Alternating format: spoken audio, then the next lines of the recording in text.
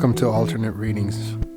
My aim is to get you to reflect on books and films in ways you may not have previously considered.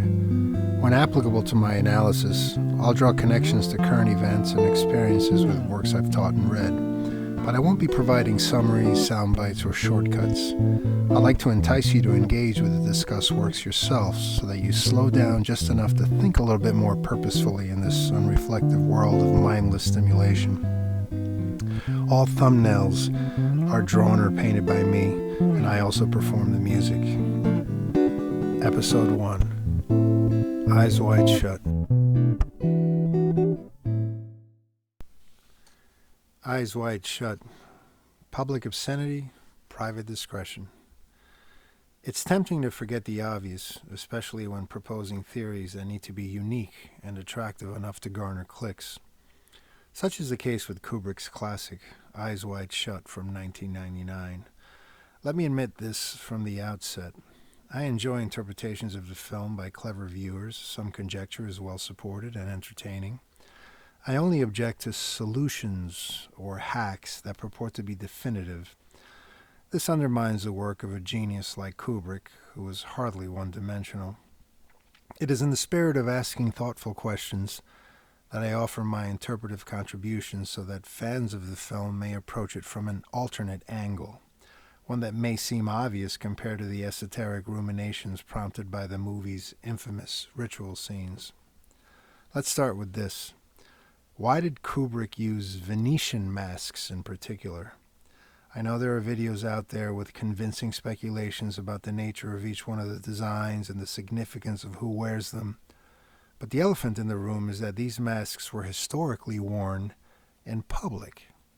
They are, after all, carnival masks. From Mardi Gras to Venice to Rio, the long history of the carnival, regardless of time and place, involves a public celebration or ritual, if you will. A carnival is an opportunity to create costumes and masks to don them in a shared context where social status is dissolved and everyone is granted the freedom to indulge without social consequences.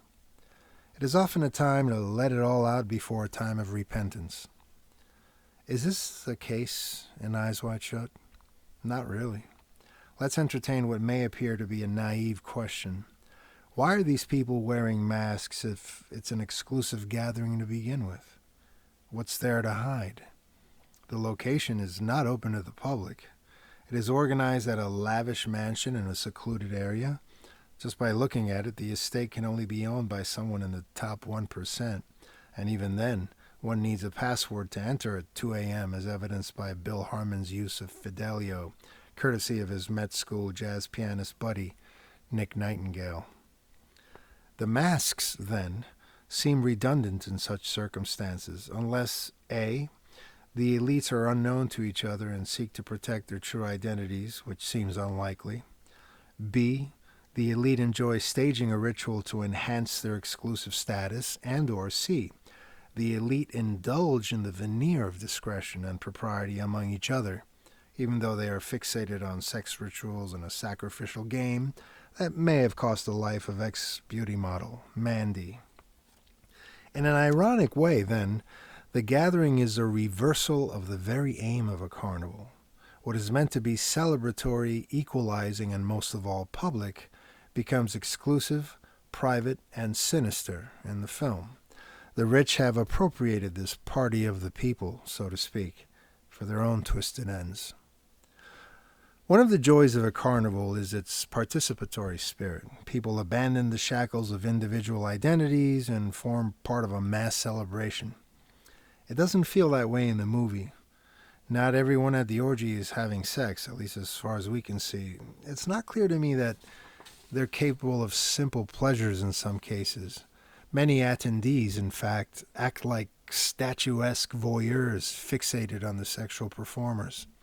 Quite literally, then, the elite really enjoy watching subordinates screw each other. They have the power to make it happen. It is at this point that I'd like to interject a few points about the source material without resorting to spoilers. I read Arthur Schnitzler's Traum Novelle, Dream Story, And without going into particulars, the novella centers on the main character's inner turmoil with sexual questions regarding his marriage. The first film adaptation of the work is loyal to the source, as is Kubrick's, generally speaking. But curiously, the 60s film does not commit the actors to Venetian masks. The women at the party wear nun habits and are in various states of undress. Yes, they have masks, but they are not definitively Venetian. The men wear monkish cloaks and generic masks around their eyes. Essentially, the orgy in the first film is about defiance of the religious norms of a particular era. The elite in this telling, as in Schnitzler's, have the wherewithal to escape the Victorian sexual mores of their society. Though a sacrifice is implied in this original film as well, there is none of the sinister undertones of Kubrick's work. I came away with a sense that this was a group of elites who were having fun in an exclusive context afforded by their wealth. In the end, the message of the first film feels dated, as it lacks the broader implications of Eyes Wide Shut. I encourage you to read the novella and watch the earlier adaptation. Last I checked, it was available for free with ads on YouTube. Whereas the first film showcases some vague, semi-nude dancing, Kubrick stresses the ritualistic aspects of the gathering. The ceremony is specific enough to be intriguing, but not entirely clear.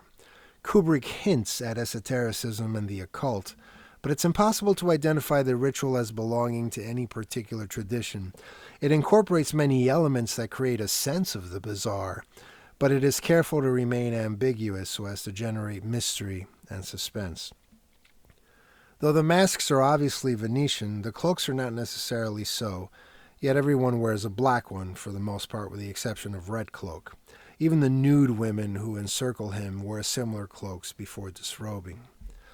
With the magnificent filming of this lengthy sequence and its sounds, it's hardly surprising that most of the speculative discussion of the film surrounds this scene. And as I stated, I welcome and enjoy listening to diverse interpretations.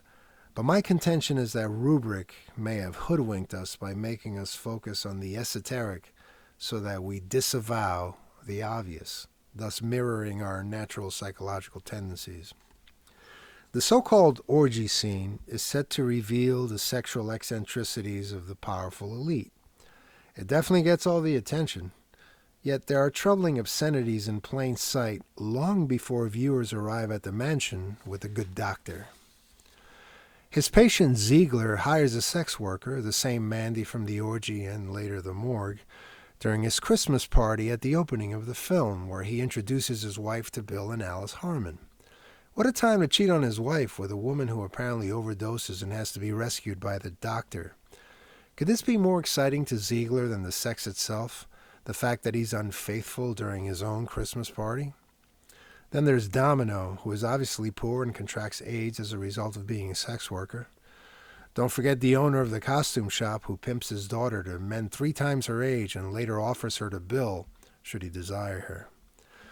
All of this is business as usual to someone like Ziegler and his ilk. When he talks to Bill in the pool table scene, it is evident that people like Mandy are mere toys to him. If they die, oh well, it happens all the time as far as he's concerned. Yet viewers still fixate on the esoteric ritual at the mansion while disavowing the obvious injustices of a society for the rich, by the rich, where people like Mandy, Domino, and the costume shopkeeper's daughter are expendable to satisfy the desires of the powerful few. It's not the first time Kubrick has done something along these lines. Notice the casual remarks by Mr. Ullman, who hires Jack Torrance in The Shining, about the Native American land that was appropriated to complete the construction of the Overlook Hotel. No problem. What's the big deal? The real horror is the fact that the hotel is haunted, right? Not the exploitation and genocide of native peoples, not Grady's racism, not the obscene wealth of the Golden Age revelers in the Gold Room, not Jack Torrance's misogyny or his spousal and child abuse, not his violent anger or alcoholism. Nothing to see here, folks. Just the creepy ghosts of a haunted hotel. We bury the obvious in plain sight by disavowing it. Our attention is conveniently elsewhere. I believe Kubrick understood this, just as Freud did. So for all the deciphering of allusions to secret societies and esoteric rituals, fascinating as all that may be, we've been blind to the obscene abuses of the wealthy. In the meantime, we continue to fetishize our outrage at the obvious depravity of the ultra-rich, as in the Epstein case. There's always one more theory, file, or revelation just around the corner. Then we'll have the proof we need. The sad truth is, we have it already, and it's horrifying. But denial exonerates us. All we seem to be able to do is disavow our utter powerlessness to hold the elite accountable. Eyes wide shut, indeed.